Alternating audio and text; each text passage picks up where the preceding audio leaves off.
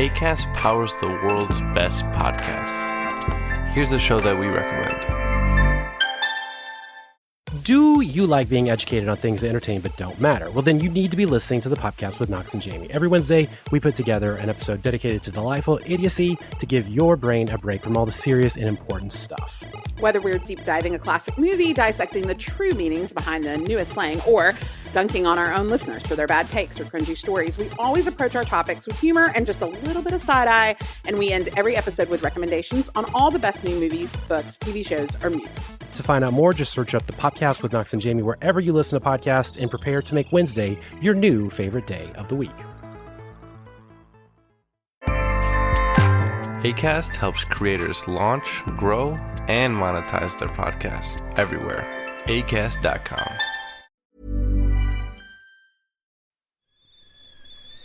The kettle's boiled, Vic. Great. Perfect timing. Just a dash of milk for me, please, mate. Here you go.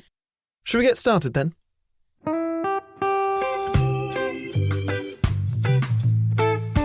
Have you ever woken up on a Sunday morning and said, I'm never drinking again, and then found yourself waving $50 at a barman by happy hour?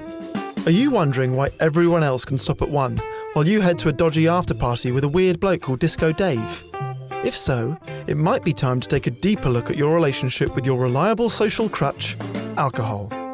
On each episode, we'll investigate our own dysfunctional dealings with booze and find out if it's possible to stop this deeply ingrained habit before things get too messy. Yep, we're going to open up a shame shed of humiliating drinking stories to help you understand why waking up from a booze coma each weekend with a kebab sticking out of your top pocket might actually be negatively impacting your health. Hamish and I are here to delve into what it's like being sober, an unwanted warts and all look into why giving up those cheeky pints or putting down those mummy wines will make you feel happier, help your anxiety and mental health, and turn you into the most sparkly, authentic version of you. Won't that mean I become boring though, Vic? Well, Hamish, we'll just have to wait and see. I'm Victoria Vanstone. I'm Hamish Adams-Cairns. And this is Sober Awkward.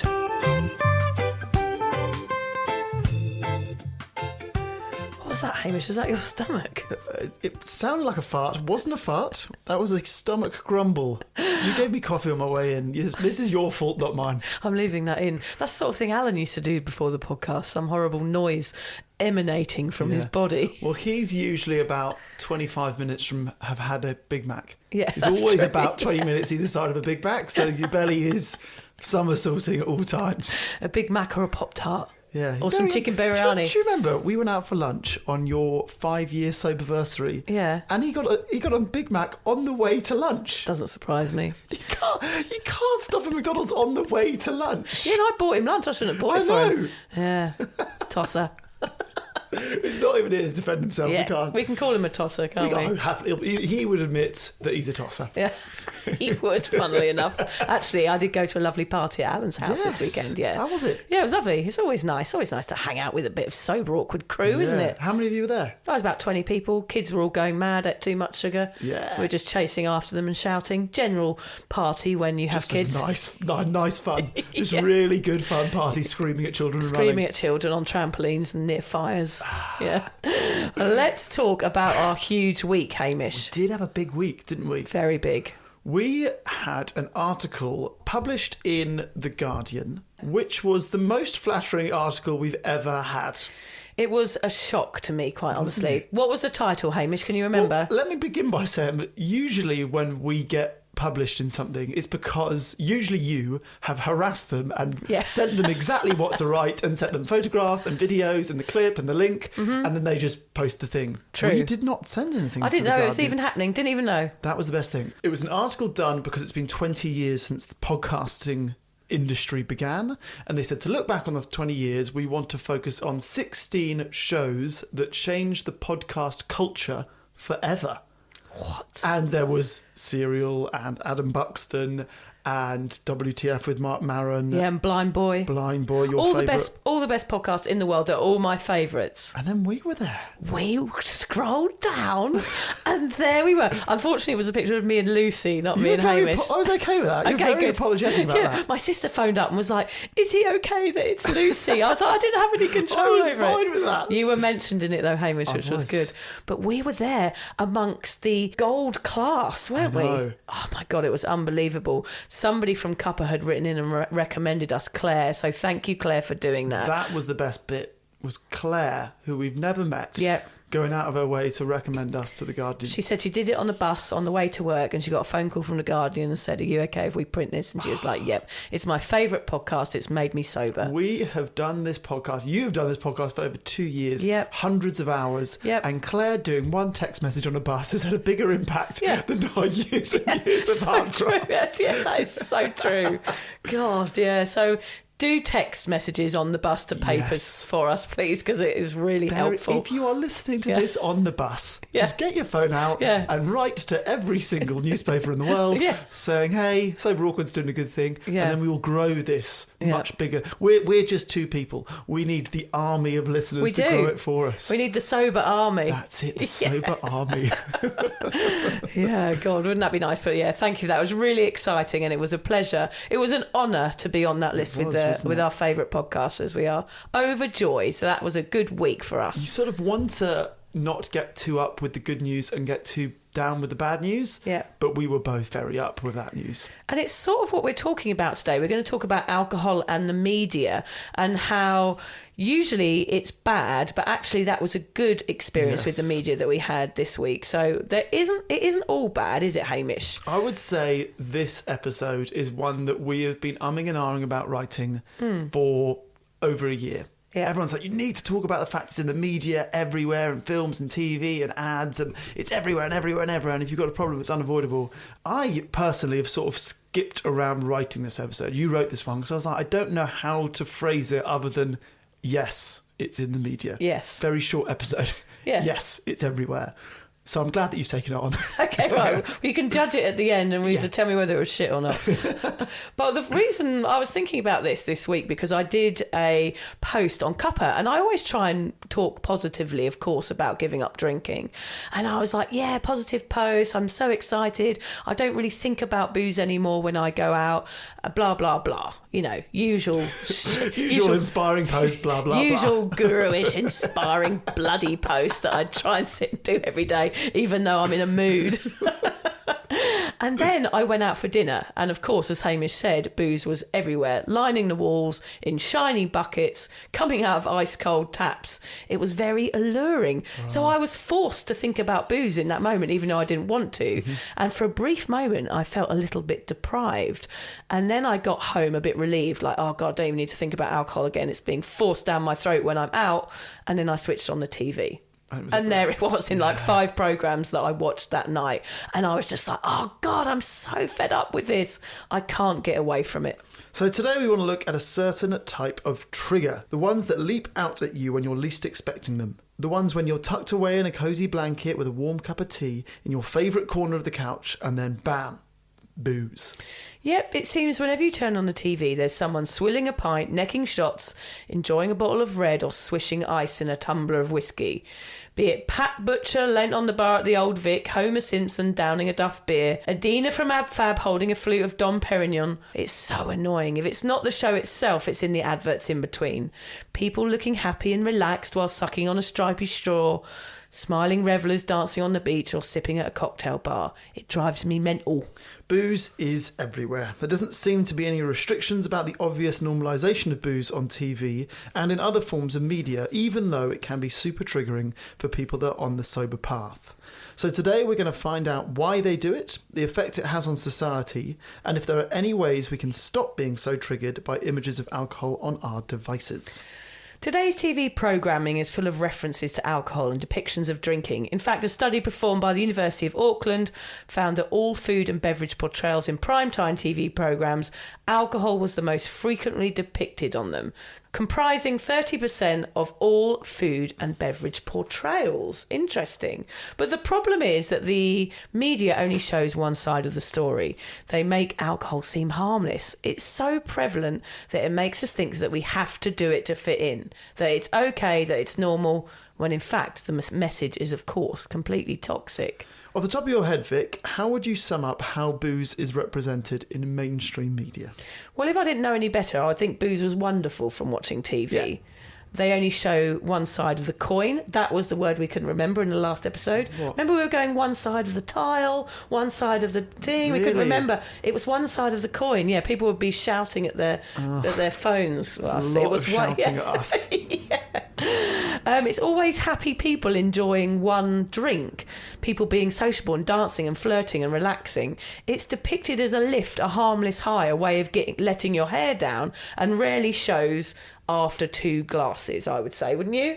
Unless the show is specifically about an alcoholic, Yes. you only see the good bits. Yeah, it doesn't show the stumbling, the slurring, the falling down the stairs and the weeing behind a lamppost in broad daylight, which I did once, Hamish. Really? Yes. Was it the Notting Hill Carnival? No, it was just it was a Monday morning. I'd been to a Sunday club and me and my mate were walking back from the nightclub.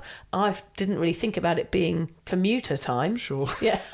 In London, Yeah. on a main street, and I weed behind a lamppost. My mate said, it's daylight. And we were like, oh yeah. And there was all people hurrying to work with their briefcases, and there I was. Yeah, I think I've done that. Wasn't a good look. Notting Hill Carnival, all rules are off with regards to public peeing. Yeah. Because there's no lose. So people just go for it. Just find 2 cars parked near each other and pull your trousers down. It's out of control, isn't it? People do that at festivals as well, just wee on each other, Yeah, don't they, when it's they're at the front okay. in the mosh pit. Did I ever tell you about the friend of mine who, I'm not sure how much time he spent in male loos, but urinal is obviously like a bucket on the wall that you pee Yeah. into. I had a friend of mine who used to pull his pants and trousers down, face the other way, and then pee in between his legs into urinals. Why? Even if he was by himself in there, just because it was quite funny. That is so weird. What weird friends you have. It's quite good, isn't it? God, I suppose it's no worse than me peeing with the doors open. in Don't you Blarney. judge him. It's no worse than that. The most common representation I see is the end of the day drinkers on TV. A farmer back from a long day at work, a mother exhausted after running around after her kids, or the office worker going to the pub after a boring shift. They're kind of the general ones that I notice, Haim. They're very cliche, but they're ones that we relate to, of course, all making us think that we need a drink to wind down. So that's kind of the audience they're going for, I reckon. Somebody who's had a tough day and then you deserve a drink. Yeah. I'm like throwing socks at the TV when that happens. If I was an alien coming from outer space and I watched TV for the first time, I would think that you need alcohol to be a human, and it's represented as a cure to everything. Yeah. That is scary, isn't it? Yeah, we do talk about that alien a lot, don't we? Yeah, who is he? Yeah, we talk a lot about the aliens coming down and going, why is everyone drinking this drink that makes them sick? Yeah. And they've done it for hundreds of years and everyone loves it. Yeah, it's bizarre. Yeah, strange humans.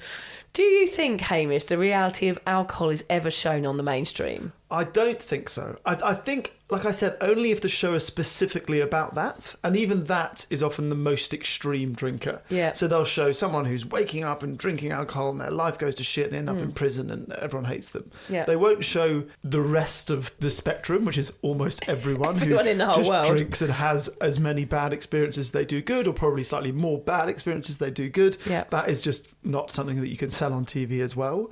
I can remember, funnily enough, the first poster that I ever remember owning was one of those old-fashioned ones that looked like sort of old-school 60s cheesy man face with his thumbs up, and it said, beer, helping people get laid since 18. Oh, yeah. I had that poster long before I drank alcohol. Interesting. I think that was like a cool poster to have before you start drinking. You'd be like, yeah, I've got a poster about beer because I'm cool. If you type into Google quotes about alcohol, jokes like helping people get laid, that comes up all the time, or helping ugly people get laid. It's always things like that. I think alcohol on TV is holidays, parties, relaxing, and good times with friends. Totally. And camping, isn't it? Oh, it's yeah. always sunny. There's always music. They're always attractive and laughing and having a great time. And it's also sometimes depicted as being like sophisticated. Like you said, that after work drinks, it's like sexy, it's cool, it's a whisky tumbler, it's a dimly lit bar, it's chatting up someone sitting opposite you. It's kind of what everyone else is doing. So I think now when I watch that, I almost felt like they're going, we're all doing it. Why aren't you doing it? Yeah, it's clever. It's subliminal almost, isn't it? Do you think maybe the non-alcoholic drinks brands need to make sexy ads? Yeah, they do. It needs to be more... Non-alcohol needs to be more sexy. That's it. Yeah, maybe we could represent that new culture. We can't be the actors in that I could put a little outfit on. You get your little nurse outfit on. Ooh. How to get the whole of Australia to switch off. I'll dress up as a pope. Naughty Pope. Oh, no. Oh, dear. So, yeah, I always feel a bit disappointed when kids look up to, like these big idols and heroes, are drinking on TV. I worry that might have a bigger impact on them than they realise, particularly when they're very, very young. Yeah, and it's not just them drinking on the shows. I mean, these teen idols also own big alcohol companies, actually. So it's all over their Instagrams and everything. Some famous people have manufacturing brands, like David Beckham is sponsored by a whiskey brand, Rita Ora has a gin company, Dwayne Johnson has a tequila brand, there's Vera Wang vodka, Conor McGregor whiskey, Marilyn Manson absinthe, and the Foo Fighters have their own lager. The list goes on. That's wild. I had no idea. Okay, so we've got sport, music, film, every single sort of every media industry of cool people is covered and have their own alcohol. That must have an impact. The stars you idolise holding bottles of booze on Instagram, or rappers singing about whiskey in music videos, and pop stars glamorising hipster gins, it's poured down the throats of children before they've even reached legal drinking age.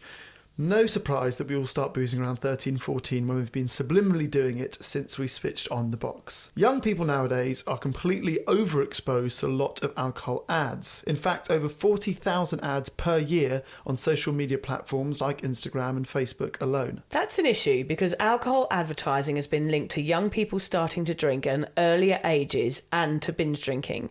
These ads often link alcohol with good feelings, friendships and success. This can be dangerous for young people as they may not get the full picture about all the risks. Popular social media platforms like TikTok, Facebook, Snapchat and Instagram have provided alcohol companies with new, cheaper ways to promote alcohol to young people. Nearly all Australian teenagers, 90% in fact, also see regular online ads which provide easy access to buy alcohol through a Shop Now button, often without requiring an age check. Is that right? Yep. What? I know. This is important to recognise. It's not just us sober adults that are getting triggered or influenced by TV. Kids are too. They don't know it yet, but all of those ads and their favourite characters on TV shows drinking are nudging them to reach for a drink when times get tough, or just because it looks normal or cool. If my favourite YouTuber drinks, then what's wrong with it? That's the mindset. So how does seeing alcohol on TV make you feel, Vic? And you've mentioned some sock throwing. Yeah, I have a little pile of socks. Well, generally there's just socks around my house. In fact, probably if you scan the room, Hamish, right now, I bet you there's a sock somewhere. Is this your excuse? So you don't have an untidy house, you just have ammunition for TV throwing? There's just, I don't have a pile. There's just generally socks around. Yeah. So I throw them at the TV. It makes me angry, disappointed and slightly anxious when I see it on TV, just because I'm annoyed for everybody else. It doesn't trigger me because I'm so beyond that now.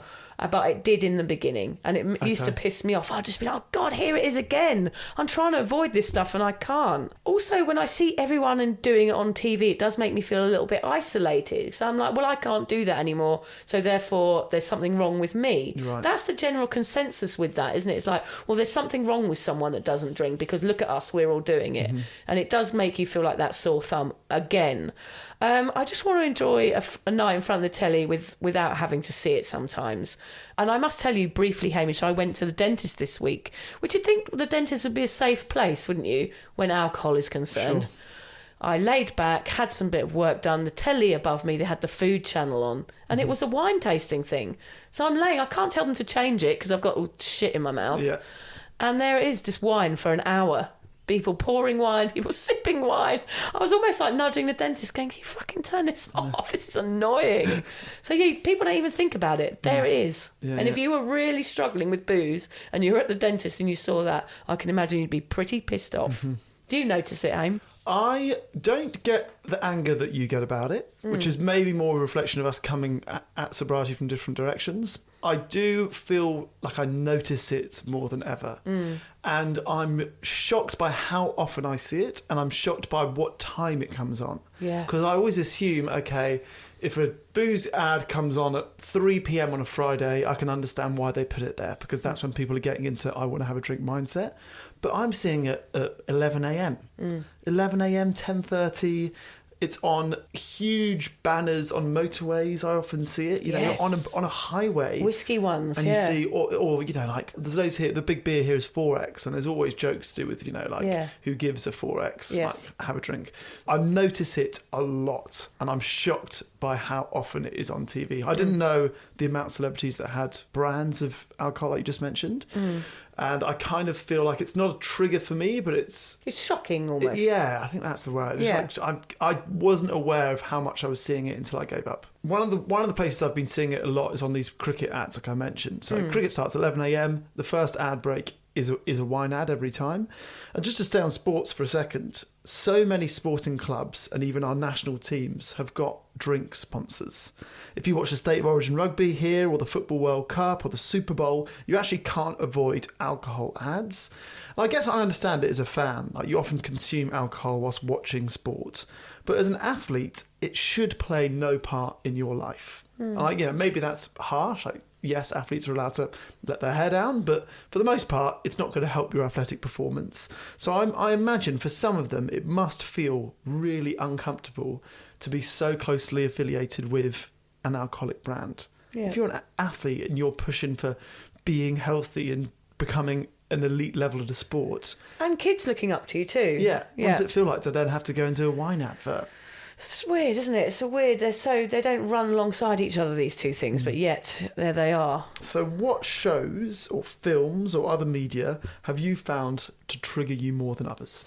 Well, I had a look online to jolt my brain here, as I can't usually remember what I watched last night, quite honestly. But I'm often hurling abuse at the TV from the couch. I watch lots of reality TV for the booze, because I'm fascinated with how it changes people on screen. Okay. Yeah, I really enjoy that. So things like Real Housewives, rich American women transforming into street brawling sailors. Okay. I find that very funny. Below Deck, of course, I've Yes. mentioned that, the customers blacking out within an hour of entering this absolute paradise situation that they're never going to remember, and they've spent $100,000 a night on, or something stupid.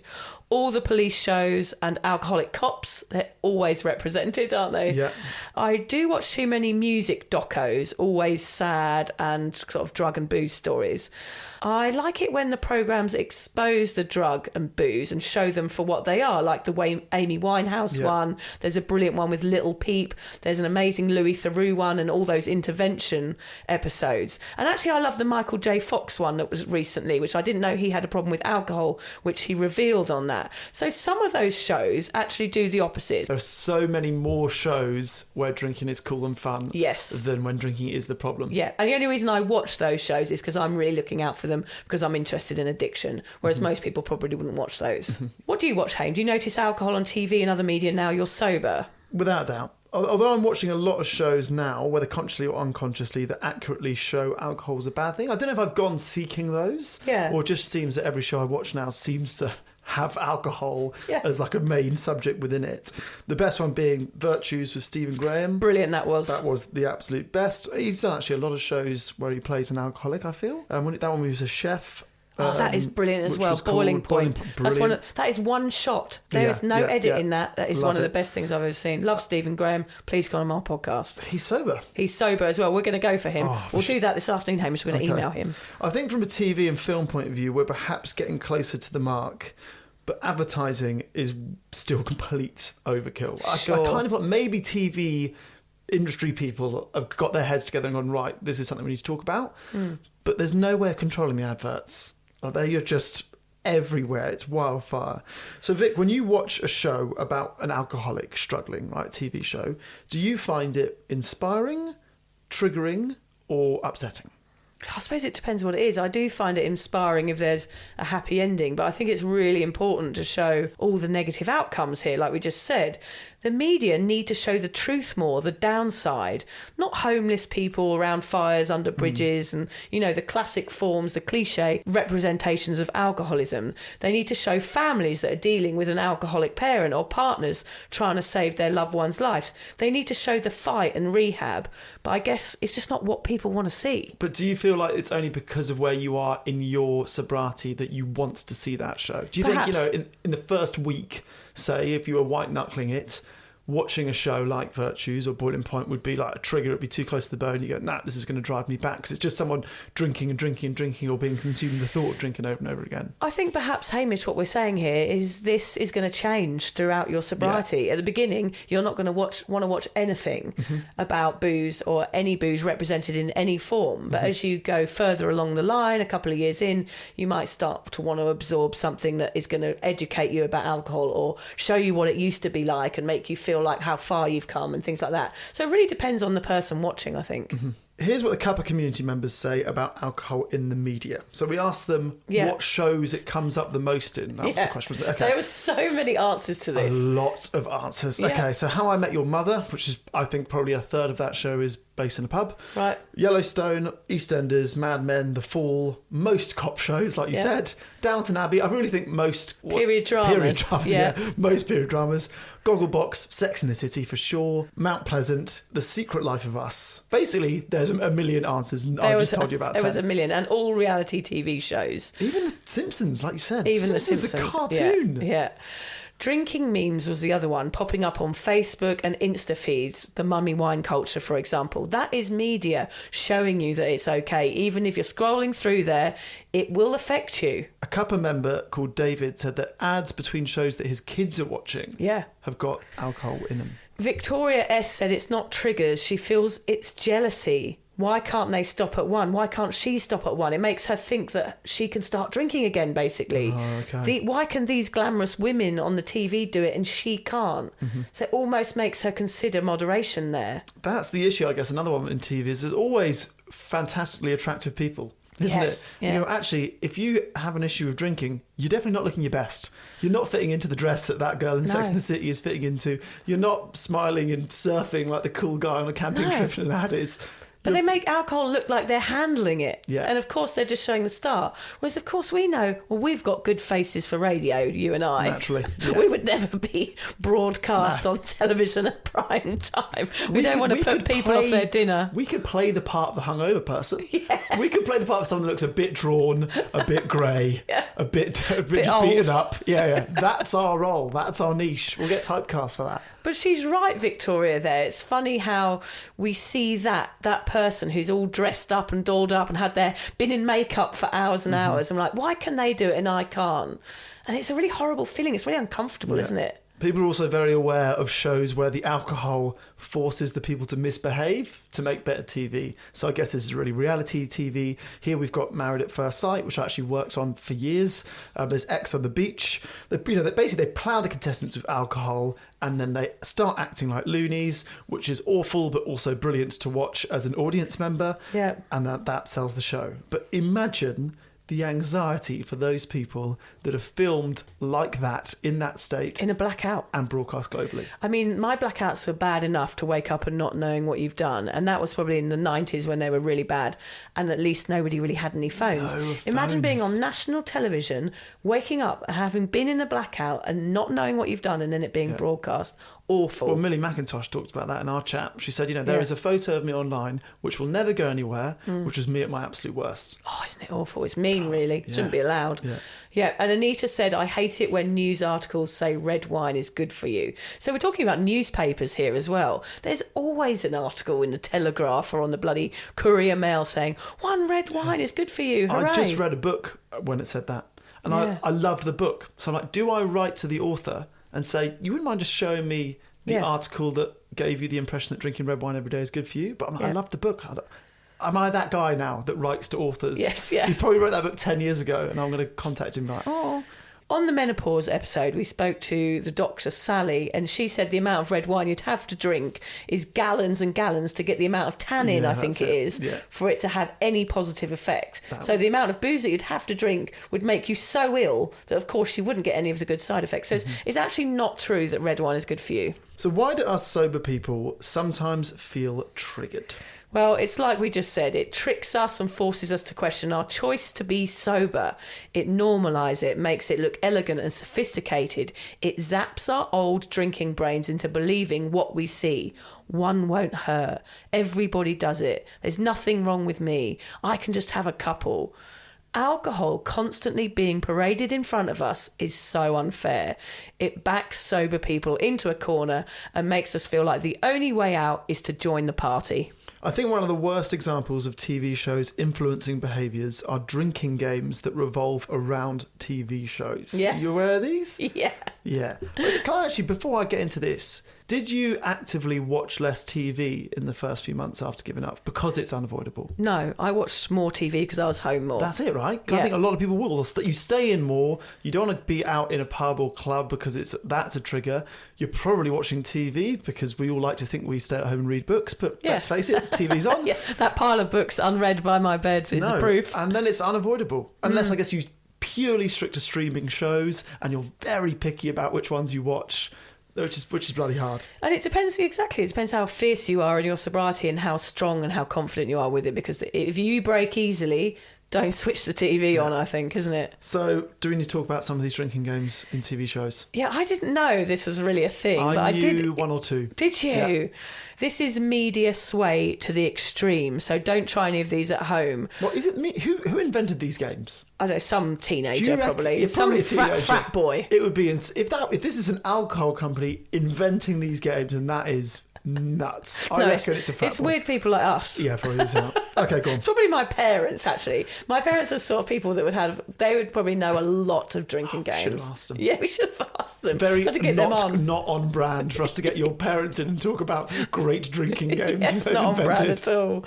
There's one to Friends, which you had to drink when Chandler was being sarcastic. Okay, So that would be like every other minute. Yep. There's one on The Office when someone looks directly at the camera, you have to take a swig. There's even a drinking game for SpongeBob. What? Yes. Okay, that's bad. You must down everyone else's drinks when SpongeBob cries. That's pretty fucked up. I know, so isn't your that kid weird? is watching the show in front of you and you're drinking behind them. I don't know, that is so fucked up. And Game of Thrones, you have to drink when a character drinks. And then you have to down all your drinks when someone dies. And someone dies every constantly. 2 minutes. Yeah, there's never one person dying. It's usually like a complete slaughter. That's insane. The one that I knew of was there's a TV show in England called Gillette Soccer Saturday. Yeah. Which is basically on Saturdays, there's a few people in the studio and they're effectively watching every game of football at the same time and giving you updates. Oh, we're going to go to Nottingham. Okay, cool. And there's transcript at the bottom coming up, there's been a goal at this game, there's been a red card, and you have to drink if there's a goal, or you have to drink something if it's a yellow card, or drink something if it's a red card, and drink something if the presenter screams this word. What time is that programme on? All day Saturday afternoon, probably from 3 p.m. and most of the games kick off 3 p.m. till 5 or 6 p.m. So that would be some people's routine. Yeah. So if you're giving up alcohol and that is the routine that your mates have, that is going to be really hard, isn't it? Yeah. It's all these traditions combined, isn't it? Adults play these games. Like that is the sort of thing I would have played in my teenage years, maybe early 20s at uni. I don't know if people meet up in their 30s and do that. Well, write to us if you do. We'd like to know. So I guess the question is, why does all media glamorise alcohol use? Pretty boring, obvious answer. Money. Money, of course. So big alcohol companies advertise it and normalise it so that people think it's fun. And if we really want to dig into the nitty-gritty here, the truth is they're selling a huge lie. So some big dogs can make billions of bucks. Just 15 companies account for half the entire value of global alcohol sales. This is a stitch up. So Vic has made me say this bit because the company of one of these is Anheuser-Busch InBev. That's right. That sounds good. Is it German? German, I think. Okay. Yeah. So they account for 15%. These big companies are getting richer, and us, the consumers, the ones soaked in their advertising, are getting sicker and poorer. Yeah, it's pretty mental, this, Hamish. It's like a massive legal drug cartel, isn't it? Alcohol is a legal drug, one that seems enticing at first and then will leave you wanting more. Like any other drug, the dealers want you to get hooked so you buy more. They spend more money making it look pretty. They add flavourings to make it palatable. They pay your favourite stars to drink it, and they spend millions on social media advertising and film promotions showing you how goddamn amazing it is. The whole system makes me angry, actually, and the government don't really do anything about it because they make $1 squillion every year from taxing it. They are the El Chapos of the booze world. There should be more restrictions on advertising this drug everywhere we look. Who's Tom Holland? Oh, Tom Holland's Spider-Man. Oh, yeah. Yeah, so basically, this is what I wanted to add here. Like, we're making it all sound really awful, but Tom Holland did come out as being sober on Instagram this week. Did he? And he was on a podcast, and it was all over the media. So actually, for a week, it's just been about sobriety. Okay. Which has been a complete opposite. It's funny that we're doing it this week, this episode, because everything turned around this week. So it does give me hope. It does. It takes individuals, like high-profile individuals who people love, like the main guy from Spider-Man, to shout and scream about it, to sway some of the narrative for a week. Yes. But next week it'll probably be forgotten and there'll be more It's like a tide. The tide was out there for a week and it was very nice, but it will very, very soon come back in. So what do you think needs to change? So I'm not so naive to think that the advertising of alcohol is ever going to go away. In fact, probably it's never even going to change. And that might sound cynical, but I just think it's like a freight train that we cannot get away from.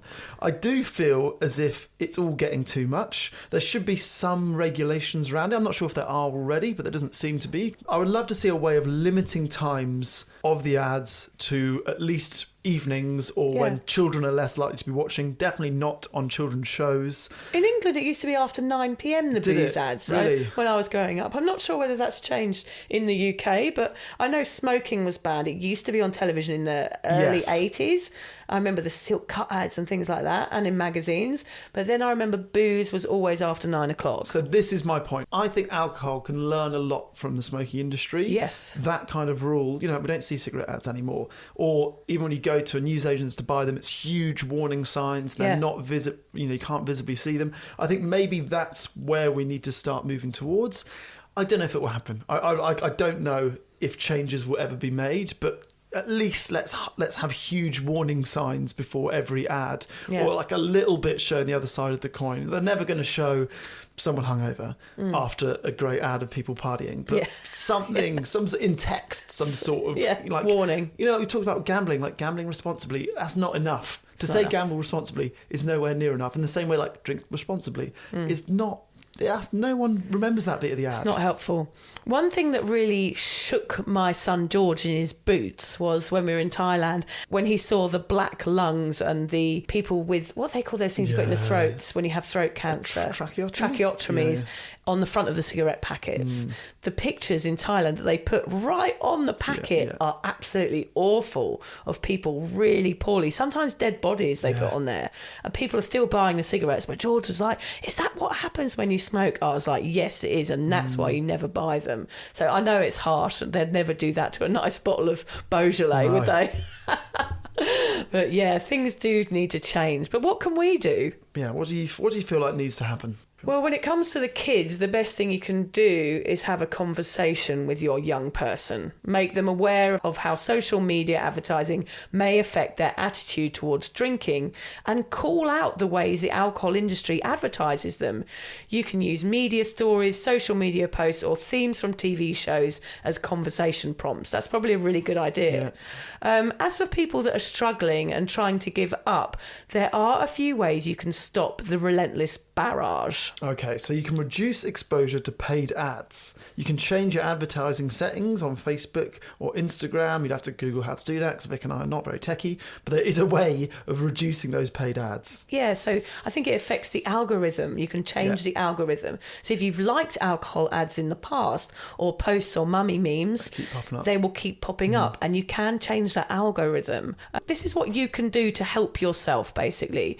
You can report inappropriate content on social social media. You'll love doing that, Hamish. For TV shows, sadly, you're just going to have to switch it off. If it's got alcohol or free drinks, if it's causing, any kind of triggering for you, turn it off. Find a new show to like. Watch The Muppets, watch Willy Wonka, watch a lot of Disney, really. And avoid reality TV if you can. Yeah, I watched The Muppets, but I think the two guys in The Muppets that sit up in the auditorium, I think they have a drink. Do they? I vaguely remember. Yeah, I'm going to have to check that.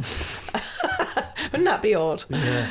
Here we go. You're going to love this one, Hamish. Make an official complaint. I'm just not there. I'm not there. You're happy with being that person. If it was really bad, I probably would. You write to the BBC or whatever you it is. can. Here you go.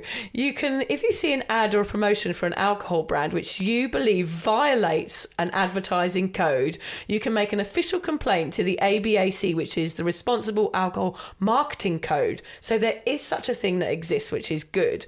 And the Alcohol Advertising Review Board, which is the AARB. I want to read what they say is okay. Yeah. Because that would be a fascinating read. What the hell did the Alcohol Advertising Review Board say counts as an all right ad and doesn't count as an all right ad? Yeah, we'll have to have a look. They have to have pretty strict guidelines. I'm sure any alcohol is going to be bad.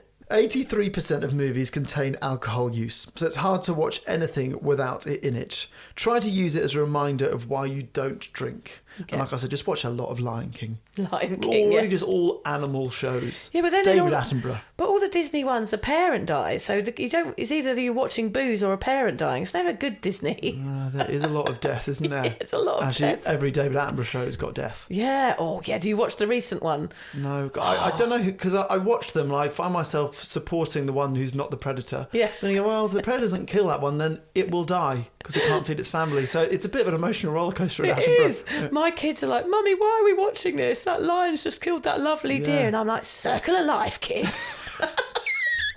Freddie's crying, watch it. Yeah. Turn around. Circle of life. Oh, so take the opportunity to remember how punk you are by not doing this act that everyone else is doing. You can see it on TV, but just to think about how brilliant you are for not doing it. Remember the bigger picture. You're fighting a bigger fight now, a fight against the big invisible corporate swines. So be proud and don't give in to the bullshit.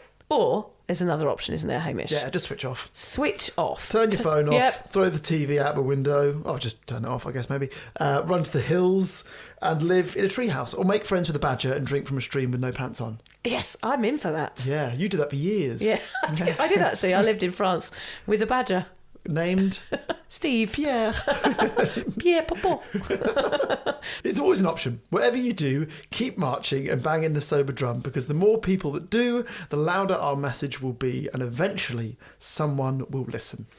I think our message on this podcast is not always going to be stop watching TV, because when you don't go out that much to pubs anymore, a good crime series is a great way to chillax at home, and us sober people love a cosy couch time with a cup of tea and a cup of choppy bit. With a cup of tea and a cup of chocolate biscuits.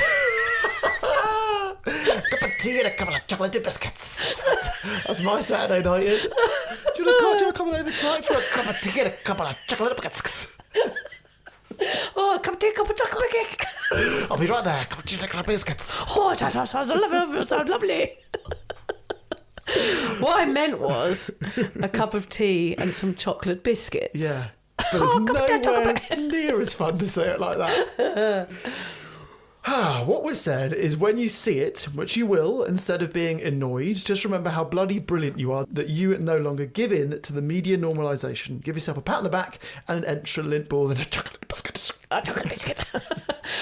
I was trying to look for a quote here. I was going for famous movie quotes because I thought that would be quite relevant. Yeah. But unsurprisingly, the only ones I could find were from big drinkers, film stars and actors that had booze issues. Okay. Rather than focus on ones that glorify drinking, let's instead try and take some words of warning from a very experienced drinker like Ernest Hemingway. Yes. I think we've done an Ernest Hemingway one before. Have we? I think so. Go on. Regularly quote this famous drunkard. Yeah. Okay, so he said, always do sober what you said you do drunk. That will teach you to keep your mouth shut. Oh, yeah, that's a good one. That is a good one. Yeah. The disappointing affirmation for this week is stop worrying about what other people think. I mean, have you met other people?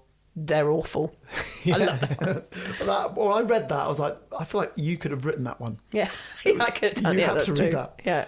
What are you going to watch tonight, Hayne? What are you going off to do now? Lassie? Oh yeah, Lassie. Yeah. I mean, animal shows. And Lassie, there's no death in Lassie, is there? No, I think Lassie's pretty safe. Although Lassie was a massive pisshead, Hamish. Lassie was? Yeah. Yeah, he's always down the pub with his mates. With Rover. Mind you, how did the Lassie show end? Did Lassie die? Or was the series just still ongoing? It's still ongoing, Lassie's yeah. been forever. He's up on the ridge. Why was Lassie always up on the ridge? Hey, he's up on the ridge. Hey, Tommy, Lassie's up on the ridge. Get him down from the ridge. Yeah. Was he always on the ridge? He's always on the ridge. I think that was my memory of Lassie. Lassie, down from the ridge. Where's the ridge? I don't know. I think I actually might watch an episode of Lassie today. Yeah, well, it's been a long time since I've watched Lassie. Okay, we're gonna watch one and we're gonna point out. I bet you anything. He says, "Hey, get down from the ridge." It sounds like another drinking game. Every time Lassie's on the ridge. Yeah, good one.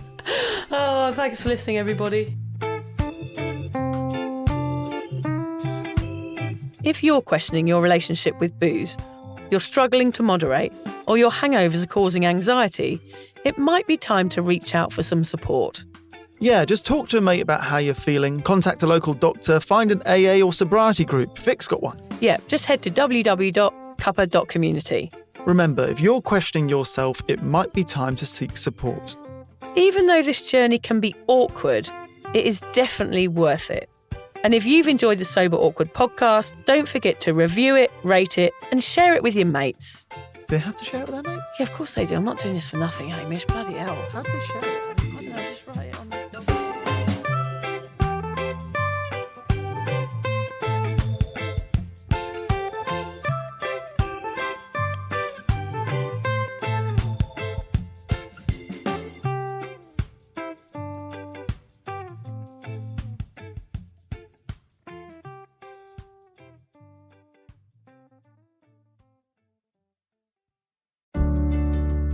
Hi there.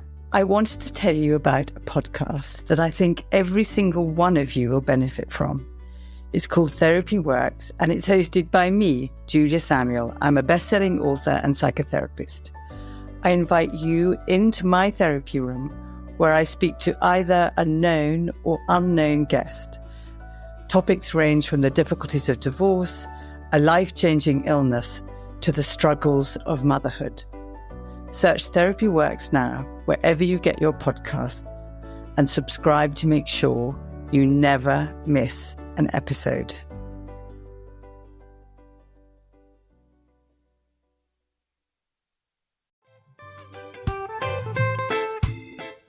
Vic, so do you fancy coming on a sober holiday?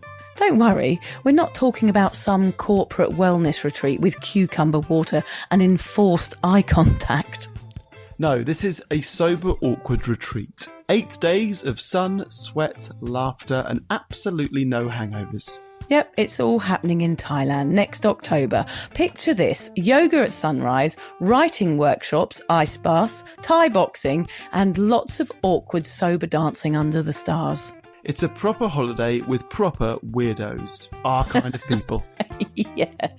You'll meet legends who've also given the booze a boot and want to have fun without feeling like a social reject. Come solo or grab a mate. Bring your awkward, bring your sun cream. No pressure, no judgment, just a big, warm, sober hug in paradise. All the info is at soberawkward.com/retreats. Come and get sweaty with us, emotionally and physically, in our all-inclusive jungle resort. You'll start out as 15 strangers and leave with 15 new sober mates. I'm not sure I want 15 new sober mates, actually, particularly sober ones. Yeah. Oh, well, you're not invited then.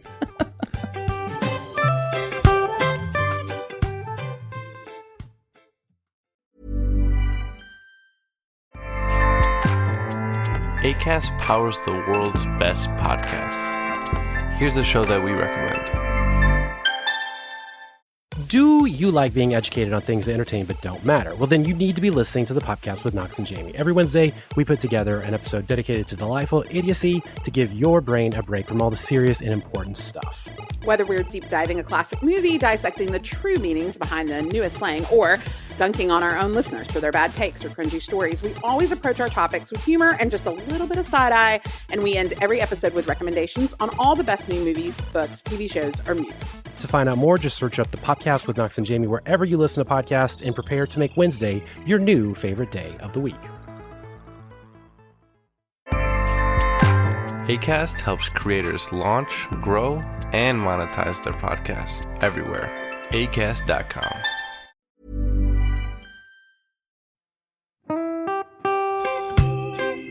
So, as you probably know, my comedy memoir, 1,000 Wasted Sundays, is officially out. All my magnificent fuck-uppery in one awkward hit. If you'd like to get your hands on a copy, it's now available from all good bookstores. We always say all good bookstores, don't we? Yeah. Are there bad bookstores? No, it's probably ones with moody sellers. Oh yeah, really depressed librarian folk. Yes, okay, yeah. So there are probably some, but we're only storing it in the good ones. It's only made it into the goodies. You can also get it from all good online retailers. The print version and ebook are out now, and the audiobook will be available in March. I've been writing my memoir for 5 years. It will make you laugh, cry and cringe, and hopefully inspire a few people to reconsider their relationship with booze. If you love the podcast, then I think you'll love the book, even if I do say so myself. Hamish has read it. What did you think? I feel like I know a little bit too much about you now, to be honest, Vic. Look, I really loved it. It was hilarious and surprisingly moving, but I feel like I've seen you naked in a literary sense. Yeah. Does that make sense? Yeah, that's worrying. Yeah. From an emotional point of view, seriously, it wobbled my teeny weeny wooden heart, Vic. Okay. My teeny little wooden heart. Well, his wooden heart is broken. Anyway, so if you do manage to get your filthy mitts on a copy, please do me a favour and head to goodreads.com and give me a review. Doing that will help me get it out there to those that need a bit of sober support. So there you have it. My story, unwanted warts and all.